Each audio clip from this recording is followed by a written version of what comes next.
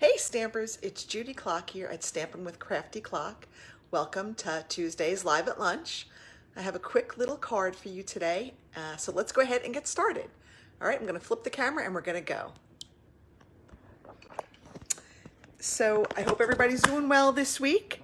This week we've got a really quick card that we're going to work on. Sorry, I'm trying to get some of the distractions out of the way. All right, so this card is going to feature the Queen Anne's lace from our annual catalog, as well as the beautiful Field and Flowers designer series paper from our celebration. This is one of the items that you can get when you place a $50 order or more on my website. And if you don't have a demonstrator and you need these catalogs, I would be happy to get them out to you. As soon as I saw this paper, I knew I had to have it. So of course I ordered my $50 worth so I could get it, but I just love it. Look at this. The colors are Bumblebee, Granny Apple Green, Flirty Flamingo, Petal Pink, Shaded Spruce, Poppy Parade, Whisper White or Basic White now, Just Jade. I mean, there's just so many gorgeous designs and beautiful colors. It really does go with an absolute variety of colors. All right, so let's go ahead and get started. We're going to make a really quick thank you card. I do have some thank yous that I need to get out after the holidays, so I needed to make a couple of quick and easy thank you cards. And my trooper just joined me. He's my chocolate lab. He just ran down the stairs. So when I saw the Queen Anne's lace stamp set, I knew that I had to have it. It really brought back such happy memories of my childhood. My parents had a little summer cabin in the country, probably about 2 hours drive from where we lived. And I just remember going up there and seeing the wildflowers, the black-eyed Susans, the Queen Anne's lace. And as soon as I saw this, it transported me back to the country house. So I'm like, I have to get that. So we're starting with our base of Bumblebee. This is 8.5 by 5.5, scored at 4 1/4. I'm going to put a piece of the old Whisper White, the new basic white is the new color, on the inside. But first, I have this little strip of paper that was left over when I cut it. So I'm just going to go ahead and put that on the bottom of this piece so that I can just jazz up that inside just a little bit. So you might hear Trooper. He likes to play with his bones and throw them up in the air. So if you hear a lot of clattering, that's what he's doing. He's playing with his toys and throwing them up in the air. All right, we're going to go ahead and we're going to add this to the inside of our card. Trying to make sure I keep this in view of the camera. Hi, Donna. How are you? Thanks for tuning in. I almost put that on the outside. Let's refocus. This is going to go on the inside. There you go. And now our inside is ready to go. So I have, again, a piece of that gorgeous Field and Flower designer series paper. And we're working with the same one. So I've cut two. This is 4 by 5 1/4. And this is the reverse side. This is 3 1/4 by 4 1/4. So we're going to go ahead and lay this piece down with the flowers on it first. And then we're going to add that. I don't know where my Stampin' Seal Plus is. I do like that one better, but that is somewhere else. Okay, so we're going to add this right here. Okay, now, before we go ahead and add the rest, I do want to stamp my image.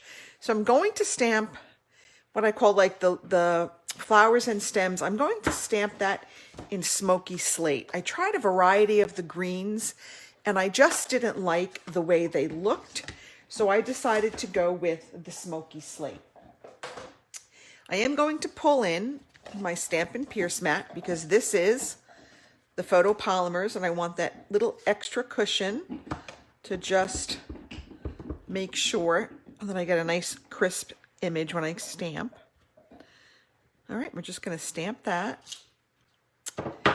And then we're going to take our Bumblebee stamp pad and we're going to stamp like the flower overlay kind of over these 4 pieces. Okay, this is what they call two-step stamping. and I love it. Okay, we're just going to go ahead and just kind of pop that right over there. So that's going to sit right above or right on top of the image that we stamped. And I know the Queen Anne's lace is usually white, but I just wanted to add a little pop of color. All right, we're going to move that aside for now. We're going to go ahead and put this on that other piece of designer series paper that we had that I cut. This piece of white is 3 by 4, and my designer series paper is 3 1/4 by 4 1/4. I always make my layers 1/4 of an inch longer on each side, like lengthwise and widthwise. So before I go ahead and attach this down to my card base, I have 2 pieces of bumblebee ribbon, and I'm going to just put some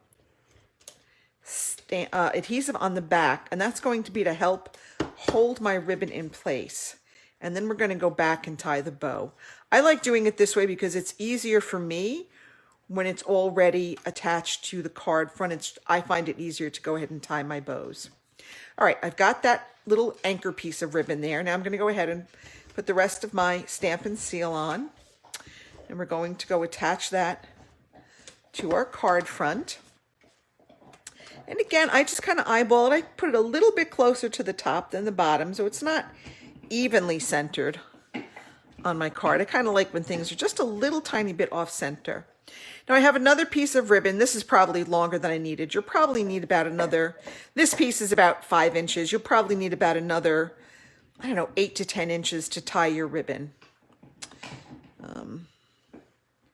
All right, I'm going to tie it. I'm going to flip it upside down so I can get a nice bow on there. I hope it'll be a nice bow. All right, this is always the tricky part when you got kind of fat fingers here. All right. Now, I like to sort of play with my bows just a little bit to get them to be just kind of how I want them. And I'll just play with that just a little bit more. I like to get my loops even and my hanging piece even. Now I'm going to come here and I'm going to go ahead and just trim these up a little bit. I'll cut them on a little bit of an angle to kind of make that a little bit fancy. Then I used our new layering ovals punch, and I have punched out a piece of basic black with the scalloped edge and just a piece of whisper white that is dirty on one side. Oh boy. That I use the smooth edge for. And I'm just going to come in here with the little thanks stamp, and we're going to stamp that in some bumblebee. Okay. Nope. All right, then we got our little thanks. So again, this is just a quick and easy little thank you card that you can make.